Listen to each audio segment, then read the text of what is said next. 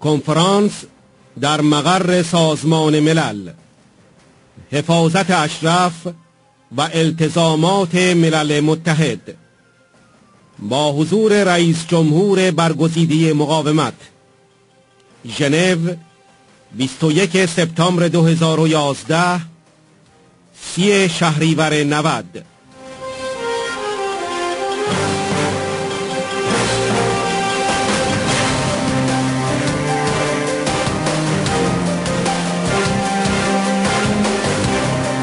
دکتر آلخو ویدال کوادراس، نایب رئیس پارلمان اروپا.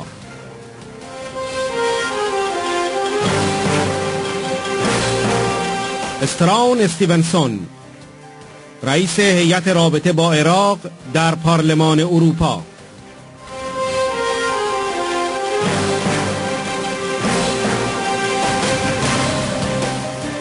نون تومبی توتو، مدافع حقوق بشر و مبارز ضد نژاد پرستی، فرزند اسقف دزموند توتو، مبارز نامدار ضد آپارتاید.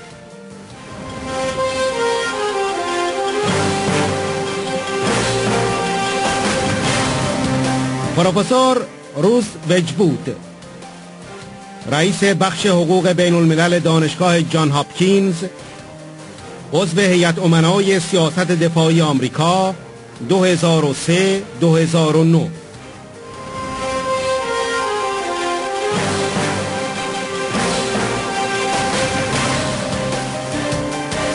نخست وزیر سید احمد غزالی.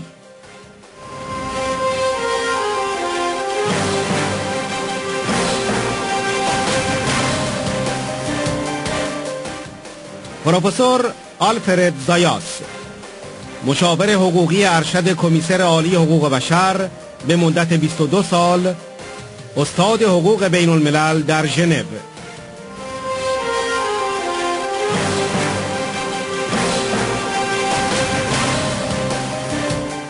میشل ژولی، دبیر کل بنیاد دانیل میتران.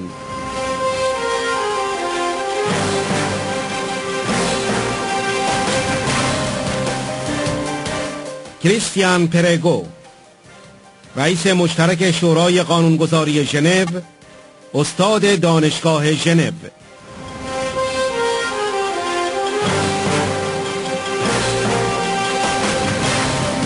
مارک فالکه، نماینده پارلمان ژنو.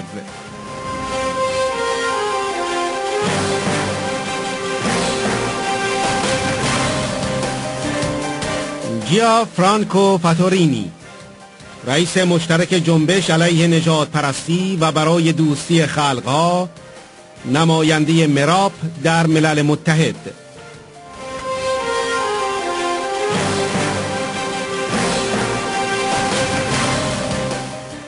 مادلین ریس، دبیر کل لیگ بین المللی زنان برای صلح و آزادی.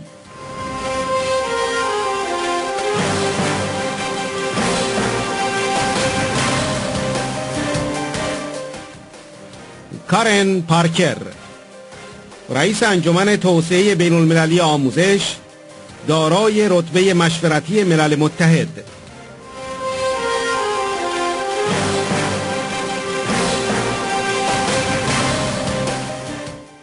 تام گانیاتسوس، نماینده بنیاد حقوق بشری مارانگوپولوس.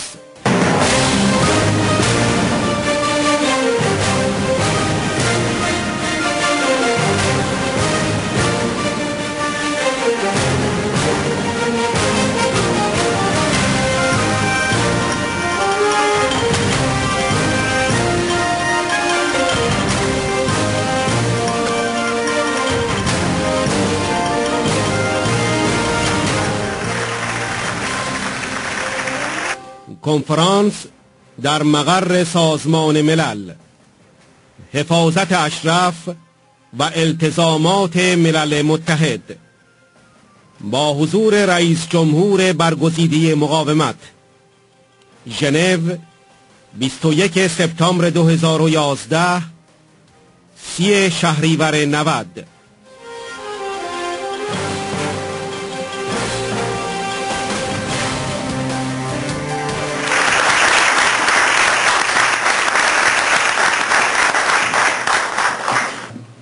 Merci, Monsieur le Président. Le droit à la paix et la responsabilité de protéger. De quels droits jouissent les résidents du camp d'Ashraf et quelles sont les obligations des Nations Unies? Le droit à la paix. Il peut paraître abscon qu'au troisième millénaire de l'ère chrétienne, un groupe d'organisations non gouvernementales soit obligé de poursuivre un travail de fond pour convaincre experts et États que l'être humain puisse jouir d'un droit à la paix. Et pourtant, même les pays défenseurs des libertés et des droits fondamentaux, y compris les grandes puissances, trop souvent ne raisonnent qu'en termes de force et préfèrent l'emploi des armes plutôt que les moyens pacifiques. La déclaration sur le droit des peuples à la paix est actuellement à l'étude du comité consultatif du Conseil des droits de l'homme. Le droit à la paix présuppose la jouissance de tous les droits humains, ce que la responsabilité de protéger préconise dans son premier volet, dédié à la responsabilité de prévenir.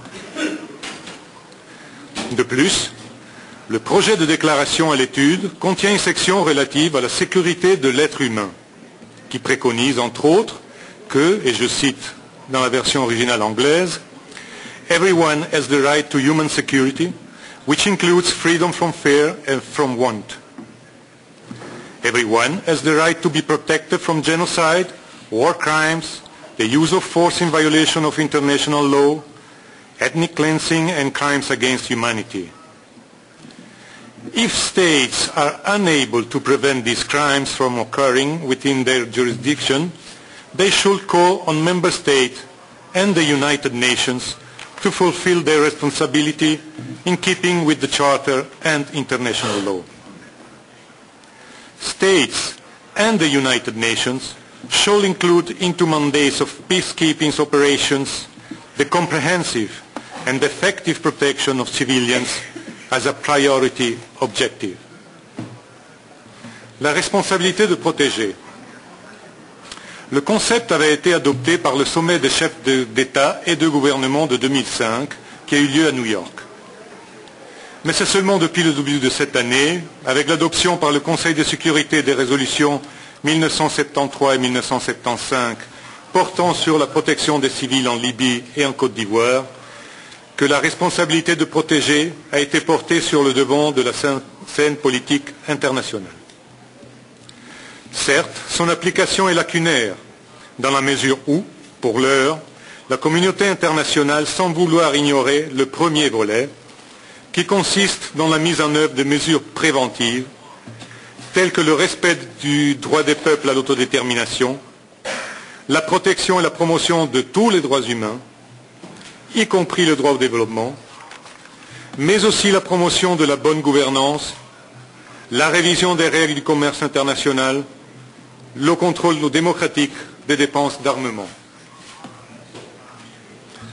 En effet, la Commission internationale de l'intervention et de la souveraineté des États, qui a élaboré le concept de responsabilité de protéger, dans son rapport publié en décembre 2001, précise dans son introduction que, et je cite, « Les États souverains ont la responsabilité de protéger leurs propres citoyens contre les catastrophes qu'il est possible de prévenir. Meurtres à grande échelle, viols systématiques, famine.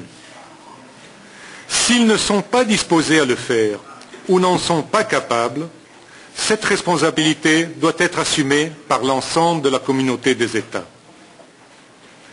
Or, quelle est la situation au camp d'Ashraf? Dans le cas qui nous préoccupe aujourd'hui, les autorités irakiennes non seulement ne sont pas disposées à protéger les résidents du camp des menaces provenant de la République islamique d'Iran, mais elles sont les auteurs matériels des violations graves des droits humains instigées par les autorités iraniennes. C'est pourquoi l'ensemble de la communauté des États doit assumer sa responsabilité de protéger en mettant en œuvre tous les moyens dont elle dispose pour assurer la protection physique des résidents du camp d'Ashraf et pour assurer qu'une solution durable pour l'évacuation des résidents puisse être mise en œuvre.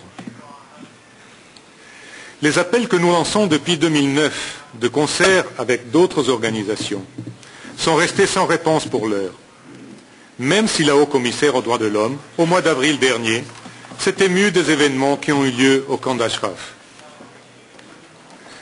Tout récemment, le Haut Commissariat aux réfugiés a décidé de mettre en place une procédure afin d'évaluer les requêtes reçues de la part des résidents du camp d'Ashraf. De ce fait, ces personnes sont actuellement, formellement, considérées comme des requérants d'asile, protégés par le droit international, qui exige la protection contre l'expulsion ou le retour au pays où leur liberté ou leur vie serait menacée. Ce pas positif ne doit pas occulter les graves violations des droits humains subies par les résidents du camp d'Ashraf. Il faut assurer que les auteurs des massacres de juillet 2009 et avril 2011 soient poursuivis en justice et que les victimes et leurs familles puissent faire valoir leurs droits à réparation.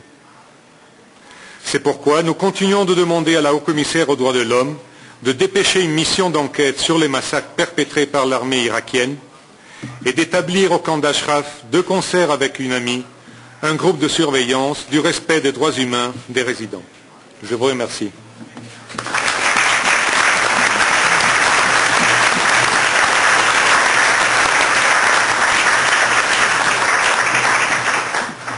Thank you very much, Mr. Chairman and dear colleagues. And it's a pleasure to be back in Geneva, where I used to while away my time for 8 to 9 weeks a year, sitting on the Human Rights Committee, taking country reports, trying to survey whether they were complying with their obligations under the Covenant on Civil and Political Rights.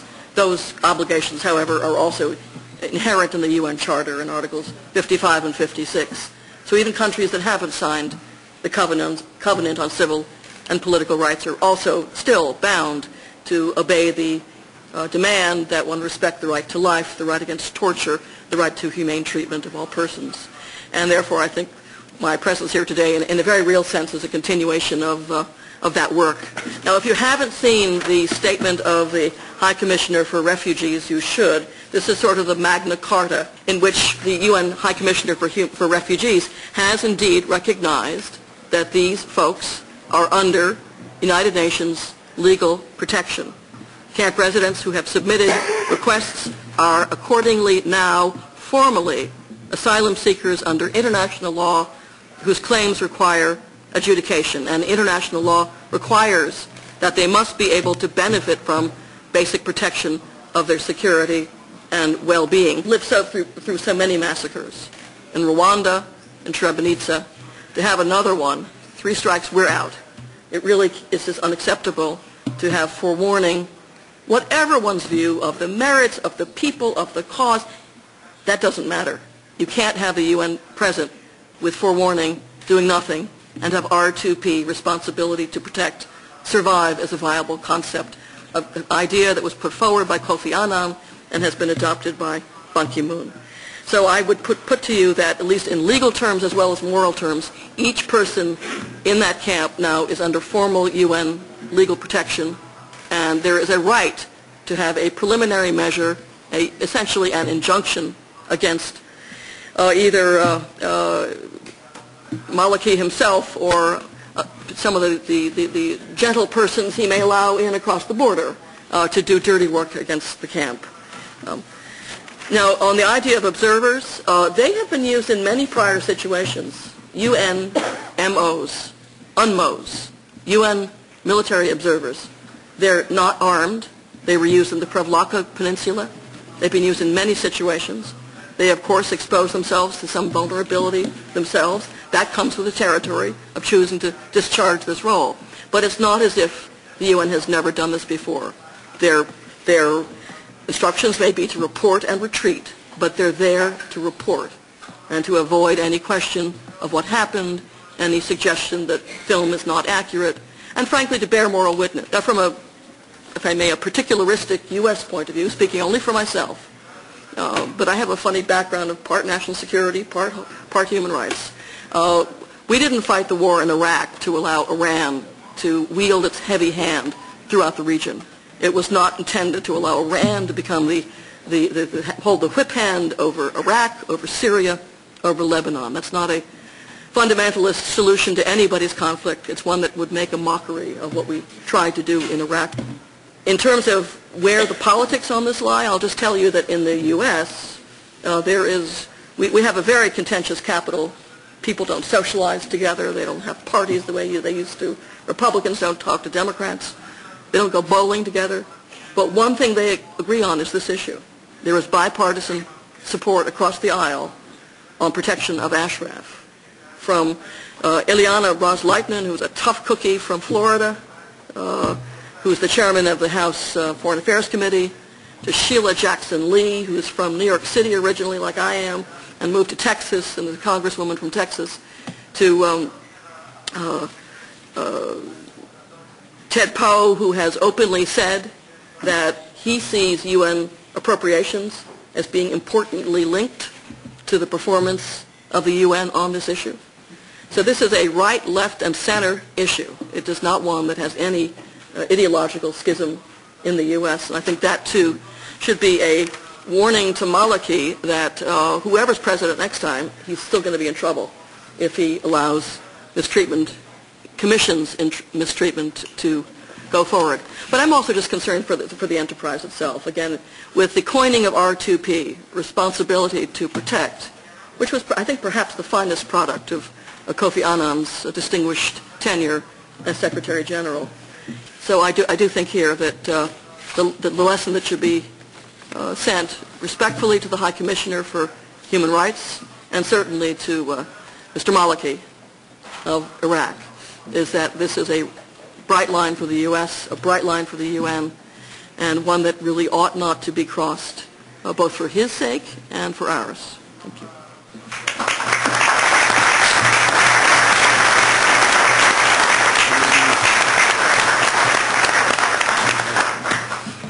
Mesdames et Messieurs, chers amis de la résistance iranienne, je vous salue tous et toutes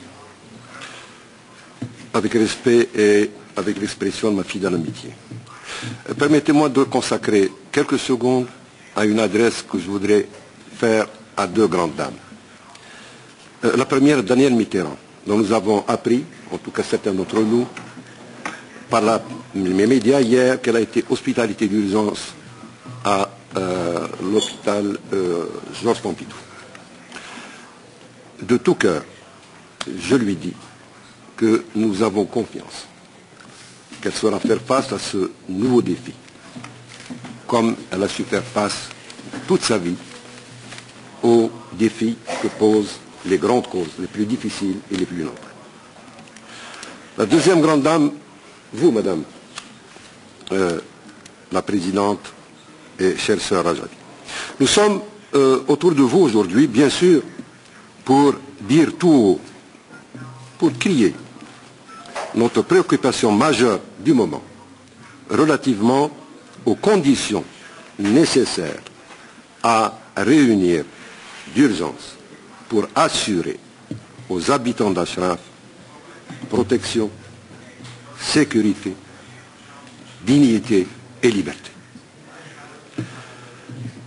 Permettez-moi aussi de parler aujourd'hui, d'ajouter la tonalité du discours d'un citoyen du monde soucieux de la paix et de la stabilité sur la planète, d'un citoyen, d'un ressortissant d'un pays de la zone arabo-musulmane, l'Algérie, où tout le monde, à l'instar de tous les autres peuples, a les yeux rivés sur la télévision, ce que montre la télévision, ce qui se passe tous les jours en Tunisie, en Libye, au Yémen, en Syrie, en Égypte, pas en Irak, parce que là-bas les télévisions ne montrent pas ces images.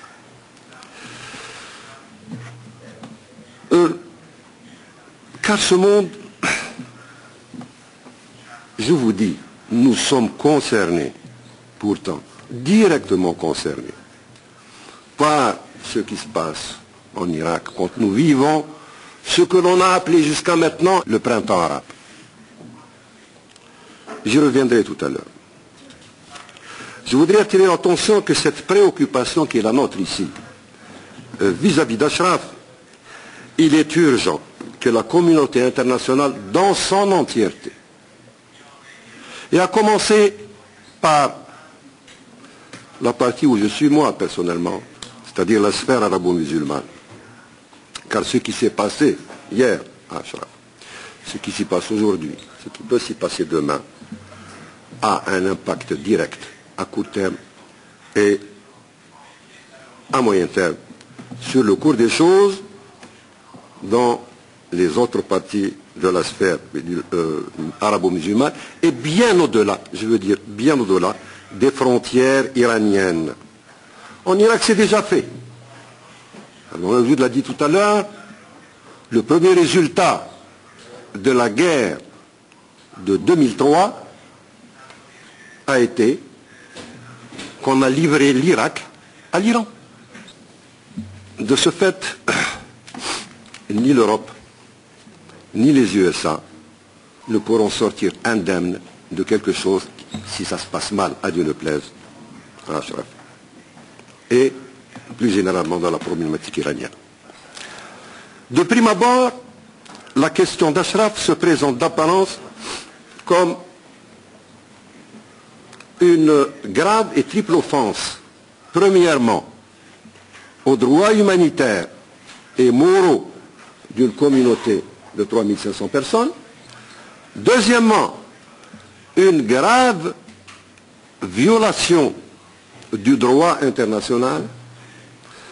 Et troisièmement, une lourde menace pour la paix et la stabilité, non seulement dans la proximité immédiate de l'Iran, je le répète, mais aussi en Irak, sur la Palestine, sur la péninsule et en Afrique du Nord. Sur le plan humanitaire et moral, je prends la première dimension, il me suffirait de rappeler qu'une barbarie sans nom est commise depuis près de 3 ans par un gouvernement, je veux dire le gouvernement irakien, qui est aux ordres directs et ouverts et publics du régime iranien. Et nous l'avons vu à travers le blocus économique, le lancement d'armes et d'engins lourds après ces événements tragiques et la fixation d'un délai, le fameux délai que vous avez évoqué, Madame Ouedjoud, du 31 décembre 2011 pour, je cite, entre guillemets, le gouvernement irakien, chasser les Ashrafiens par tous les moyens. Par tous les moyens. D'autres intervenants que moi vous en tiendront, ou bien vous ont déjà entretenu avec plus d'autorité que la mienne, de la dimension juridique du problème d'Ashraf. Et je pourrais peut-être me contenter de rappeler, sur ce plan-là, que c'est le gouvernement irakien qui, depuis la fin de 2008, après les accords SOFA, entre l'armée d'occupation US, quand elle a passé ses responsabilités au gouvernement irakien, à l'armée irakienne, c'est ce gouvernement qui, juridiquement, s'est engagé lui-même, dans le cadre d'un accord international connu, à protéger cette population. Puisque c'est un engagement qu'il a pris, qu'il a signé. Eh bien, c'est ce gouvernement, c'est ce même gouvernement qui, par le fait d'une allégeance ouvertement déclarée au gouvernement iranien, au régime iranien, entreprend depuis 3 ans, et bien ce gouvernement, il évoque, et je cite les raisons officielles publiquement affirmées, je cite, il dit, je ne veux pas de cette population parce qu'elle est sans statut, et parce qu'elle n'a pas de statut, sa présence ici, dans mon territoire, est une atteinte à ma souveraineté. Je ferme les guillemets. Mais grâce à Dieu, car souvent Dieu fait bien les choses, le grand planificateur, nous avons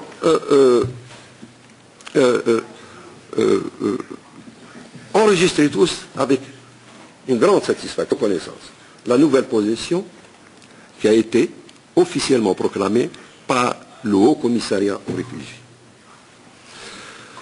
On vous l'a dit avant moi, cette option officielle est que pour la première fois dans l'histoire de nos relations, des relations du Moudjahidine du peuple avec ou de Ashraf avec le HCR, le secrétaire général du Haut Commissariat aux réfugiés a reconnu à chaque habitant d'Ashraf le droit à faire valoir son aspiration au statut de réfugié. Il l'a affirmé et c'est une position qui est un breakthrough, c'est une percée politique très importante. Car son premier effet, c'est qu'elle fait s'effondrer totalement l'argument, le prétexte du statut. Cette décision, donc, nous soulage beaucoup, c'est vrai, madame, mais elle ne nous rassure pas totalement. Donc, comme l'a dit Stevenson à juste titre, il faut que ce deadline saute. Reste donc à réunir les moyens. Et c'est là que intervient, je ne le dis pas sous l'angle de la critique, parce que Mme Pillay a fait une déclaration très courageuse et très honorable au lendemain d'avril, condamnant le massacre d'avril 2011. Mais il n'y a pas eu de suite maintenant, car elle a une responsabilité, le Haut Commissariat a une responsabilité pour que l'UNAMI, les Nations Unies d'une manière générale, comme elles sont représentées, aient les moyens, effectivement, de protéger l'action du HCR et donc de protéger aussi les candidats au statut de réfugié. Je passe maintenant à la troisième dimension parmi les trois que j'ai citées, c'est la dimension, enfin la question d'Ashraf bien sûr, la dimension géopolitique. J'observe que la question d'Ashraf a une dimension géopolitique et géostratégique qui va bien au-delà du seul enjeu national iranien. L'acharnement du régime iranien à vouloir vraiment éradiquer cette population qui est devenue emblématique de la résistance iranienne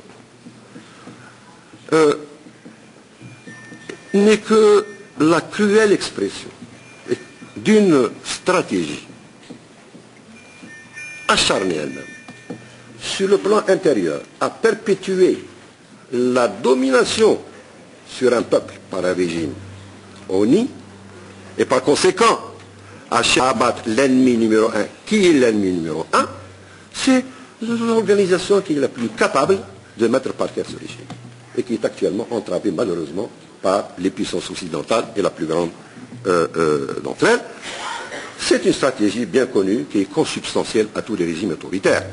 Il s'agit de tenir le peuple de l'intérieur par des actions à l'extérieur, d'où la deuxième stratégie, une stratégie expansionniste qui tient à assurer sa domination sur l'ensemble de la sphère arabo-musulmane, et ce, par la construction d'une capacité de nuisance. Nous avons vu, certains d'entre nous, des photos d'un congrès qui s'est tenu il y a 3 jours, qui s'est intitulé le premier congrès de la Sahwa islamiyya, c'est-à-dire de la renaissance de l'islam, et qui, en plus de tout le gotha de réunissait, proclamant 110 pays. Nous avons vu des images des hautes autorités du gouvernement irakien, censé être un gouvernement indépendant, baiser la main. Et ce sont des autorités, soi-disant démocratiquement élues, qui faisaient allégeance au chef d'un régime étranger. L'Iran, en plus de son poids historique, plurimillénaire, l'Iran est le seul pays arabo-musulman où il existe une force alternative de remplacement du régime en place. Et ce n'est pas une force qui est née pour s'opposer à ce régime. C'est une force qui est née bien avant la République islamique du temps du Shah, pour s'opposer à la dictature du Shah dans le sillage, si vous voulez, spirituel du fameux Mossadegh. Donc c'est une organisation, plus de 50 ans d'ancrage dans la population, et il n'y a pas l'équivalent dans les autres pays. sérieusement, l'Iran, il faut être convaincu que le régime iranien veut absolument développer ça. On a parlé de la bombe atomique et autre chose, mais le seul but, c'est de développer sa capacité de nuisance pour empêcher tout ce qu'il veut empêcher. Le régime iranien n'a pas le moyen de faire la paix en Palestine, mais il a les moyens d'enrayer tout processus palestinien. Le régime iranien n'a pas les moyens d'imposer un régime dans un pays arabe, mais il a les moyens d'enrayer tout processus positif. Parce que c'est consubstantiel, sa stratégie, et c'est consubstantiel à sa nature même de régime dictatorial, expansionniste. Et ce qui est étrange, c'est que nous voyons très souvent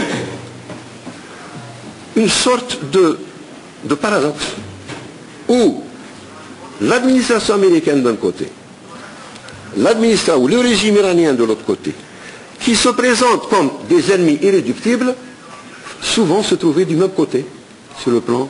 Par exemple, vous voulez un exemple? L'organisation des Moudjahidines a été déclarée organisation terroriste en 1997 par Clinton pour des raisons de naïveté, pour faire plaisir au régime à l'époque, parce qu'ils jouaient la carte Khatami. Et ils ont été suivis, alors que l'armée américaine, en 2003, a reconnu officiellement que ce n'était pas une organisation terroriste. Et grâce aux efforts, mais qui ont duré des années, des batailles juridiques et politiques, faits par des pionniers comme Alejo Vidal Vargas, j'allais dire Fabregas, Muscus, Vargas ou Stevenson, suivis par maintenant des majorités de parlementaires européens, mais des efforts de plusieurs années, tous les pays européens ont été obligés par la justice européenne à retirer. Ce qui fait qu'il reste maintenant que 2 pays qui déclarent l'organisation des Moudjahidines comme les terroristes, les États-Unis et le régime iranien. Vous voulez un deuxième exemple? Ce qui se passe actuellement se passe plus que actuellement. La Palestine. Le régime iranien ne souhaite jamais que la question soit résolue. Donc le régime iranien est contre cette initiative. Il joue sur la division des Palestiniens. Il est contre l'initiative d'Abou Abbas pour aller faire reconnaître la Palestine aux Nations Unies. Et qui est de son côté? Les États-Unis d'Amérique. Ce sur quoi je voulais attirer l'attention. Il y a un lien mécanique, je dirais dialectique, mécanique sur le plan de la géopolitique entre la problématique et la problématique plus générale du droit et la démocratie. Et je finis par dire, puisque c'est parti d'Ashraf, pour moi, qu'est-ce que c'est que Ashraf? Ashraf, ce n'est pas seulement une communauté qui est en danger. C'est une promesse pour l'avenir qui est en danger. Je me souviens très bien de ce qu'avait dit il y a 5 ans le colonel Phipps. Il a dit, je suis un officier, je termine, qui a participé pendant 18 mois aux enquêtes qu'a faites l'armée américaine quand elle a désarmé les gens d'Ashraf et quand elle a signé un accord individuel avec ce capitaine d'Ashraf.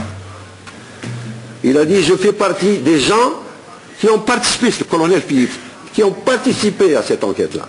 Et je peux vous dire que je souhaiterais que ma fille réside à Ashraf pour qu'elle voie comment la femme iranienne est traitée par l'organisation des Moudjahidines du peuple. Donc c'est cette promesse d'avenir pour les sociétés islamiques qu'on veut tuer quand on veut tuer Ashraf. Je vous remercie.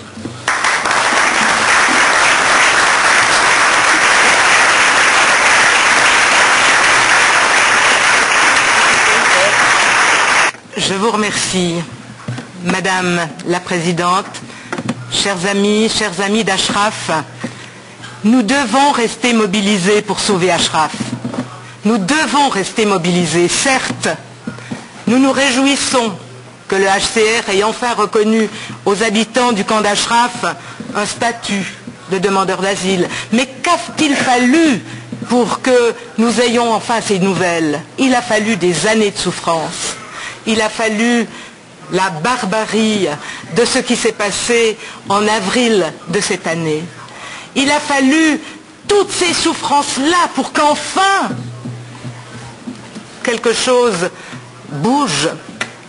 Il a fallu des centaines de manifestations, il a fallu des interventions répétées de personnalités, il a fallu que des comités se mettent en place, il a fallu que la communauté iranienne intervienne extrêmement fortement, que des conférences se tiennent à travers le monde entier, et tout cela grâce à l'opposition iranienne, au CNRI, aux Moudjahidines du peuple, et je veux leur rendre hommage ici, ils sauvent Ashraf.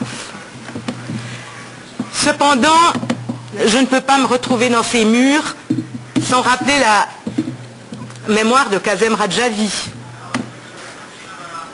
Rappelez-vous que le gouvernement de Khomeini l'a poursuivi jusque dans ses lieux, jusque dans ses salles, pour essayer de l'assassiner. Lui qui dénonçait sans relâche la barbarie du régime. Il a même fallu, et on pourrait s'en souvenir, que ces portiques de contrôle que vous passez ont été fixés dans cette enceinte pour essayer de le protéger contre les terroristes de l'État iranien.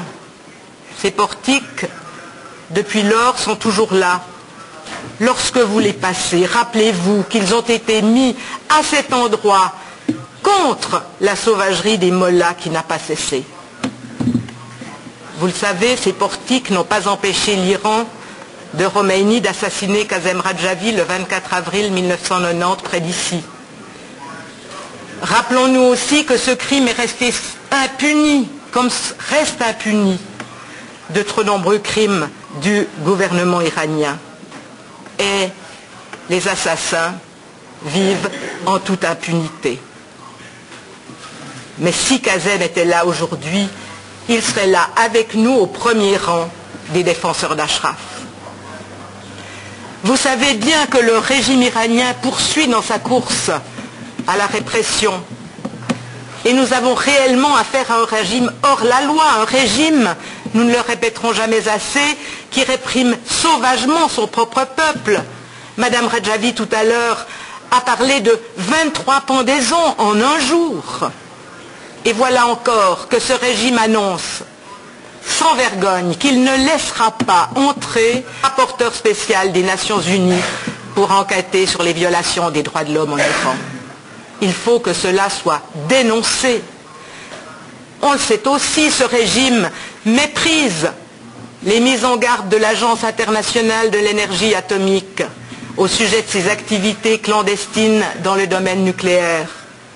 Un régime qui va jusqu'à s'ingérer dans les affaires intérieures de ses voisins. On le sait bien lorsqu'on s'intéresse à Ashraf, combien cette ingérence est forte en Irak. Les changements que traverse le Moyen-Orient, payez ce régime iranien qui s'efforce d'éliminer son opposition principale. Mais ce qui importe ici, c'est que les 3400 hommes et femmes sans défense et sans armes qui sont à Ashraf aujourd'hui, eh bien, puissent être sauvés. Parce que eux, simplement aujourd'hui, que font-ils? Ils refusent de céder devant ce régime et sont les cibles de sa barbarie et celle de ses complices en Irak. Mais la sérieuse question qui se pose actuellement, c'est qu'a fait l'ONU et que fait l'ONU? Que va-t-elle faire désormais? L'inaction de l'ONU, pas acceptable. L'inaction de l'ONU viole tous ses devoirs. Nous devons le répéter, nous devons le crier, nous devons le faire paraître et le diffuser partout où nous le pouvons.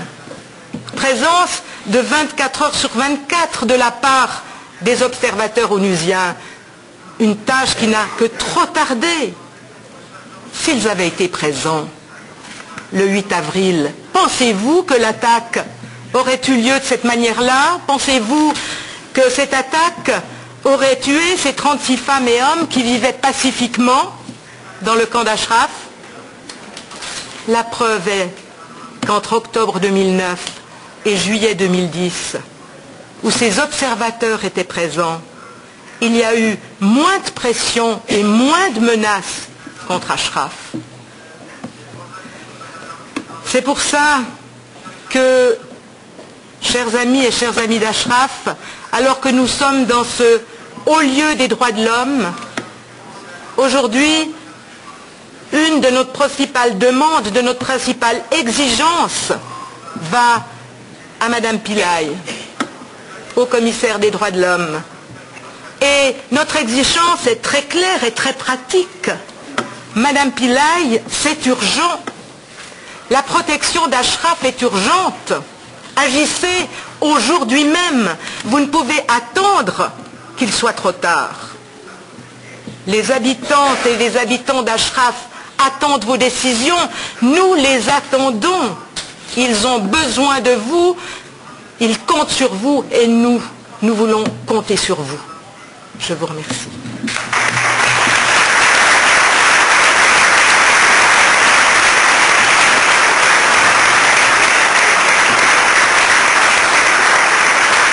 Merci Monsieur le Président, merci Madame Radjavi. Beaucoup de choses ont été dites, le principal a été dit. Qu'est-ce qu'il faut retenir maintenant? Nous sommes fiers d'avoir l'ONU, la représentation européenne, ainsi que le Haut Commissariat pour les réfugiés. Alors par pitié, ne nous faites pas honte, ces institutions ne doivent pas nous faire honte, elles commencent à nous faire honte par leur immobilisme. C'est inadmissible, ces gens sont payés pour ça, et je pense qu'ils sont mieux payés que moi, sont mieux payés que la plupart des gens, ils sont payés pour agir, c'est leur travail. Tous les gens qui défendent la liberté, tous les gens qui luttent contre la barbarie, sont d'accord. Comment ça se fait que l'ONU n'agisse pas? Il y a quand même un gros problème d'inefficacité des institutions, et ça c'est très grave, parce qu'en plus nous payons ces institutions. Donc au nom des nombreux parlementaires genevois et suisses qui sont toujours plus nombreux à rejoindre la cause juste, moi je vois qu'une cause juste, c'est la cause des libertés, de la démocratie, de la tolérance, qui est représentée par Madame Radjavi. Nous vous soutenons, Madame Radjavi, nous sommes toujours plus nombreux à vous soutenir et nous sommes persuadés que vous allez gagner, la cause de la liberté va gagner. Voilà, je vous remercie infiniment. Merci.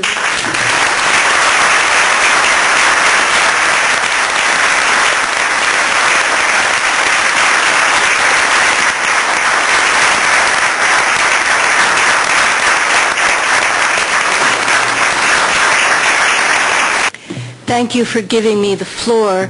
My name is Karen Parker. My organization, Association of Humanitarian Lawyers and International Educational Development, is actually a sponsor of this event, and so although I was tardy because I had to speak on the floor, I warmly welcome you here. I notice some old friends, Madame Radjavi, Christiane Perregaux, Gianfranco, and some new friends. I would like to encourage us all to work on this most important issue. It's a question of whether or not we are going to comply with humanitarian law or whether we're going to throw the Geneva Conventions in lac Leman. I want to make a particular point, especially to Madame Tutu.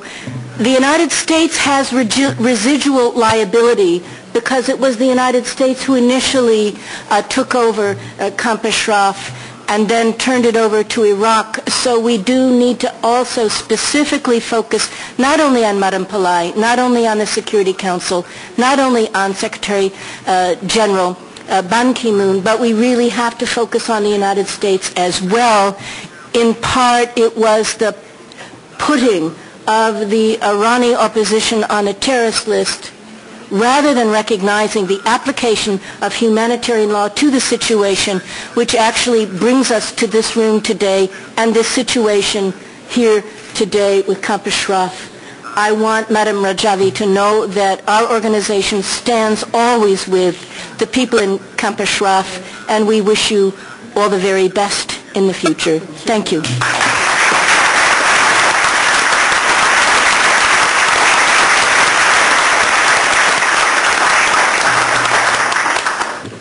Thank you very much, Mr. Chairperson, distinguished panelists, Madame Radjavi. I'm very happy and delighted to be here, utterly impressed by the amount of the informations and also interventions we have heard from the different panelists with different backgrounds and specialities. I have a comment to the distinguished panelists. From where I can see this case, I can see all the ingredients to the place in order to make the international community to take a proper, prompt and effective action in order to deal with this very peculiar and very perilous case. I can see that from all we have gathered today from the different interventions, that there are two clear-cut cases, one for the United Nations Security Council to intervene, and the other one for the ICC, International Criminal Court. And I wonder what is missing, why we are not getting there. And I refer to the intervention of our good friend, His Excellency Mr. Ghazali. This is a geopolitical obstacle which is making a big obstacle on the way for that case to be presented properly to the relevant international institutions. And I could see that we have, as Mr. President said, that we have to mobilize. There is no other way just to mobilize in order to make this case presented properly. And by winning this case, which is clearly showing that the international community is gradually waking up and taking proper action, and the last one was the UNHCR.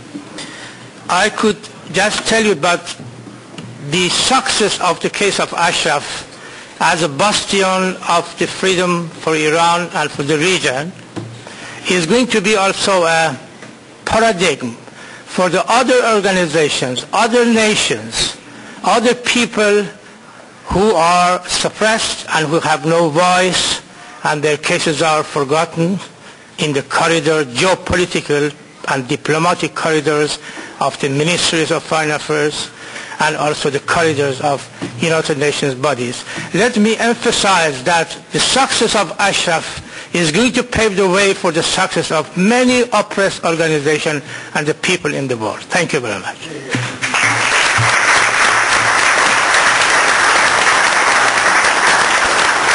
Thank you, Mr. Chairman, Madam Rajavi. I'm from the Marangopolis Foundation for Human Rights, NGOs like mine, some of which are present in this room at the present time. One of the things that comes through after hearing about these crimes that have been committed in Camp Ashraf, after hearing about the courage of the Ashrafis in standing up for freedom and democracy, I think it's and also the fact that we have just learned recently that there's a great victory that's been won, which is the granting of the status of asylum seekers to the people in Camp Ashraf. I think this is an opportunity for all NGOs, to all human rights NGOs, to try to find a way to work together to mobilize ourselves. There are a number of people here that have already done a great deal, but I think we need to mobilize a larger number of NGOs to put pressure on Madame Pillay, to put pressure on the United Nations Secretary General to take the action that's called for to protect by sending monitors to Camp Ashraf. Thank you.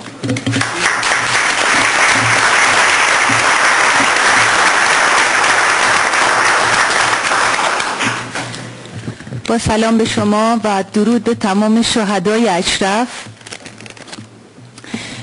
آرتیست هستم و فعال جنبش زنان از سوئد آمدم.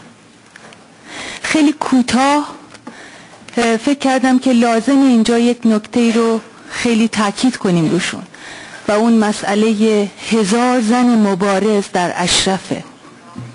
مسئله زنان در اشرف مسئله تمام زنان جهانه و من فکر میکنم که خانم پیلار یه مسئولیت مضاعف داره در مورد حفاظت از اشرف و خصوصا حفاظت از زنان اشرف.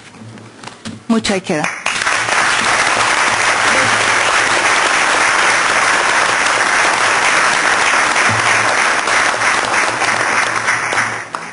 I would dearly love Madame Piali to see freely available on YouTube the very, very essence of why all of us are here.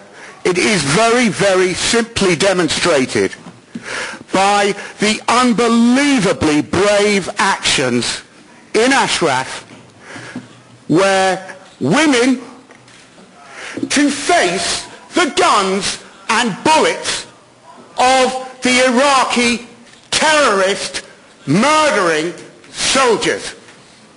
Now, if anybody is ever in any doubt whatsoever as to who the real terrorists are, they only need to look at that YouTube film to demonstrate exactly that.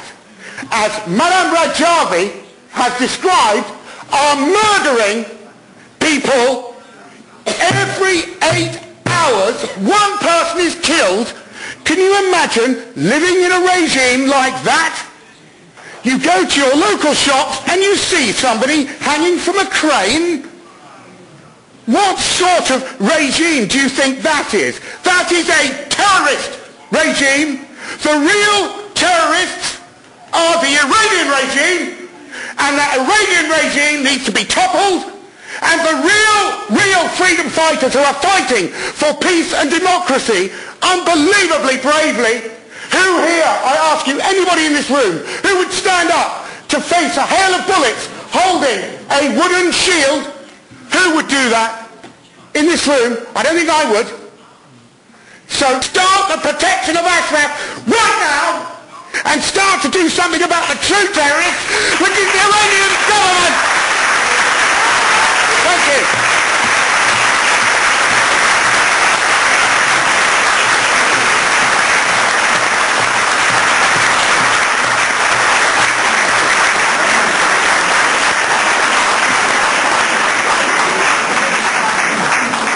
Merci beaucoup. Mon nom est Awandiaï, Espace Afrique International à Genève.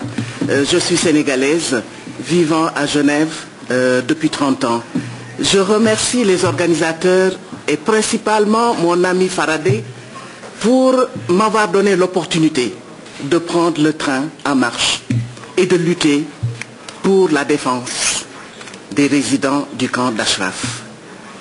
Depuis le début de ce conseil, 3 mots reviennent: indignation, comme l'a dit le président de séance, et mobilisation. Indignation et mobilisation depuis que les Nations Unies ont commencé en septembre 2010 et demain encore à New York pour faire le bilan. Bilan de la conférence du Millennium en septembre dernier, bilan de Durban +10 qui aura lieu demain à New York. Je me rappelle qu'à la veille de Durban en 2001, l'ancien commissaire aux droits de l'homme, Madame Mary Robinson, nous avait appelés pour nous dire Durban sera un grand moment. C'est la conférence mondiale contre le racisme, la xénophobie, l'intolérance qui est associée, etc. Nous appartenons à un monde balisé. Nous n'avons pas la liberté de tout dire. Mais vous, société civile, vous pouvez dire ce que nous, le protocole et la diplomatie, nous interdit de le faire. Donc, avec le camp d'Ashraf, je me dis qu'il est l'heure, le moment est venu de lever une coalition mondiale de la société civile. Je vais interpeller notre frère, M. Ghazali, pour lui dire qu'il y a un forum arabo-africain qu'il faut en toute urgence mettre en place. Donc le moment est venu et je le souhaite, et c'est un appel que je lance, de mettre en place au sortir de ce Conseil des droits de l'homme une coalition mondiale de la société civile du Nord et du Sud pour lutter contre les injustices sociales, lutter contre les discriminations de tous ordres, pour un monde meilleur, pour la promotion de la paix et de la démocratie. Je vous remercie.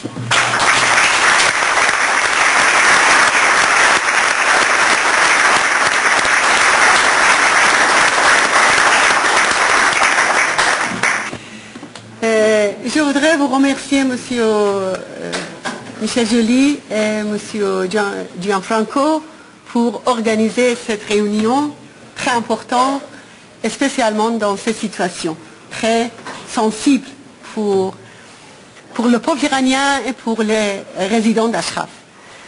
Et merci de votre parole, de tous les speakers, c'était extraordinaire. Mais je voudrais souligner quelques points très importants, parce que c'est très important pour nous, pour continuer notre travail et nos efforts pour obtenir des objectifs dans cette situation. Je pense qu'après la déclaration de UNHCR, comme vous avez vu, et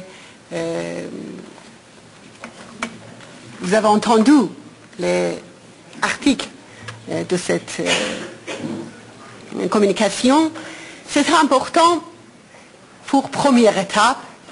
Et quand j'ai dit, c'est pas suffisant. C'est très important, c'est nécessaire, mais c'est pas suffisant. C'est pourquoi il faut continuer. Premièrement, je pense que c'est la responsabilité le secrétaire général de l'ONU et aussi la commissariat des droits de l'homme, Mme Pillay.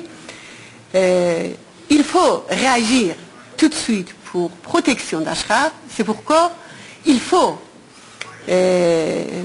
annoncer le camp d'Ashraf comme une zone non militaire sous surveillance des Nations Unies, et il faut installer des observateurs permanents à Ashraf. Deuxièmement, c'est la responsabilité du gouvernement suisse, parce que, comme vous avez dit, le gouvernement suisse est gardien de la Convention de Genève et gardien de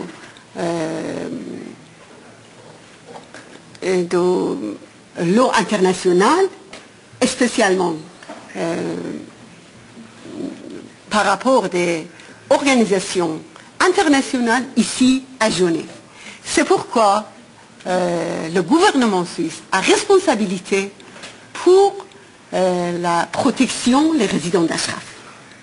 Et troisièmement, c'est la responsabilité des États-Unis et aussi des pays occidentaux, européens, pour supporter UNHCR et aussi pour faire pression sur le gouvernement irakien pour annuler des deadlines jusqu'à la fin 2011, parce que ce deadline montre que le gouvernement irakien va préparer une nouvelle attaque.